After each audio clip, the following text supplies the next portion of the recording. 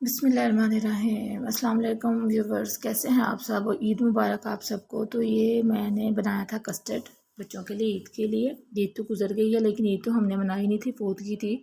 तो मैंने वैसे ही बच्चों के लिए कस्टर्ड जेली और मतलब कपड़े वगैरह तो हमने पहनने नहीं थे, क्यों मेरे भाई फोत हो गए हैं, तो इस वजह से हमने कोई भी ईद का नहीं किया था कुछ भी। तो बस आए ज़िद कर रही थी तो उसको मैंने रेडी किया था। वो कह रही थी मुझे तैयार कर दें, ड्रेसेस हम पहले ही ले चुके थे, ईद से 2-3 दिन पहले ही भाई फोत हुए थे, तो हमें इतना मतलब इस चीज़ का पता नहीं था कि उसने दुनिया से चले जाना है। तो बाकी ये है कि खाने पीने की चीज़ें साथ साथ चलती हैं। तो आज को मैंने रेडी कर दिया था, तो हमने खुद कपड़े नहीं पहने थे, बड़ों बच्चों ने और मैंने। बाकी ज़िंदगी के काम नहीं रुकते, वो सारे साथ साथ होते हैं। तो खाना पीना भी होता है, हर चीज़ होती है, बस जो चले जाते हैं वो वापस नहीं आते।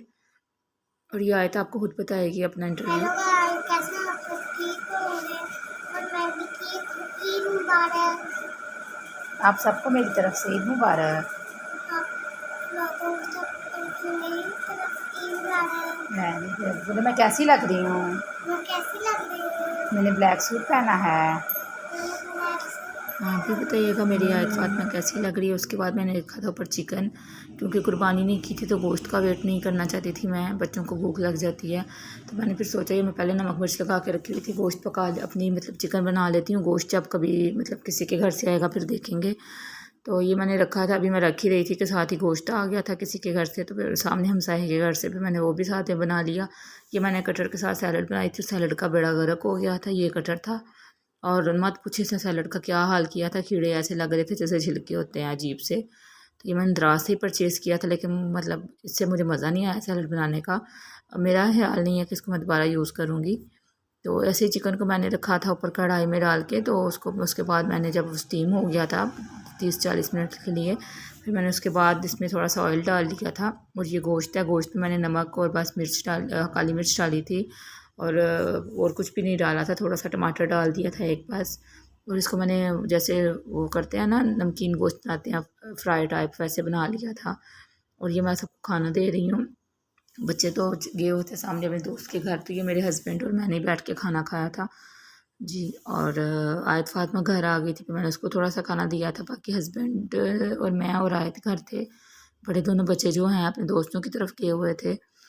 तो ये हम लोगों ने अपना अपना खाना रेडी किया और रूम में लेके जाके बैठ के खाना खाया था। फिर उसके बाद शाम पड़ गई तो हस्बैंड को फिर भूख लग गई, टिक्कियाँ मांग रहे थे। मैंने फिर कीमा करवा के तो उनको टिक्कियाँ बना के दी थी कीमे वाली झटपट।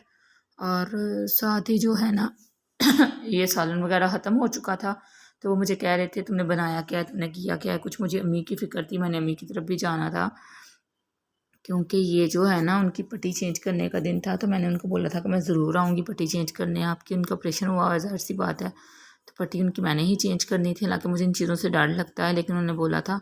फिर मैंने ये किया कि मैंने जल्दी से हस्बैंड के लिए टिक्कियाँ वगैरह बना दी।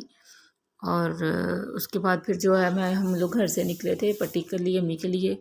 तो पट्टी जो मैंने उनकी किया, मैंने नहीं की थी, मेरे साथ मिलके मेरी कज़न ने की थी, क्योंकि मुझे खुद ही डर लग रहा था कि मैं कैसे चेंज करूँगी। तो वहाँ जाकर मैंने कुछ भी शूट नहीं किया था। हस्बैंड की तरफ जा मतलब साथ जा रही थी मैं, वो मुझे छोड़ के वापस आ गए थे। बाद में अपने मैं भाई के बेटे के साथ वापस आई थी, लेकिन वहाँ जाके ना मैं कुछ भी शूट नहीं कर सकी। वहाँ पे काफ़ी मेहमान बैठे हुए थे और अच्छा भी नहीं लगता, फोत की है भाई, फोत है, तो मैं कैमरा उठा के तो मतलब रिकॉर्डिंग, ऊपर से मैं बीमार है, तो मैंने उनके घर की कोई भी चीज़ रिकॉर्ड नहीं कर सकी। तो फिर इंशाल्लाह नेक्स्ट अम्मी कुछ बेहतर होंगी तो फिर मैं आपको दिखाऊंगी, उनसे मिलाऊंगी भी। तो ये है कि ये ईद का छोटा सा व्लॉग था। ईद हमारी तो थी नहीं, तो मैंने फिर कुछ भी व्लॉगिंग वगैरह नहीं की थी। मेरा बिल्कुल दिल नहीं कर रहा था ईद वाले दिन, तो मेरा दिल इतना उदास हो गया हुआ था कि मुझे समझ नहीं आ रहा था कि मैं क्या करूं। तो मैं इसलिए फिर बस इसी तरह बस टाइम पास किया था बस। और अब मुझे समझ भी नहीं आ रहा मैं क्या कहूँ आपको और क्या करूँ। तो मैं अपने ब्लॉग का एंड करती हूँ, ठीक है। दुआओं में याद रखिएगा, अपना ख्याल रखिएगा। इंशाल्लाह कुछ दिनों में आपसे मुलाकात होगी। डेली मैं कोशिश करूँगी कि व्लॉग बनाती रहूँ, लेकिन प्रॉपर तरीके से व्लॉगिंग जो है मैं 1-2 दिन में स्टार्ट करूँगी ईद के बाद। अभी मुझे कुछ समझ नहीं आ रहा, ठीक है। तो इंशाल्लाह आपसे मुलाकात होगी।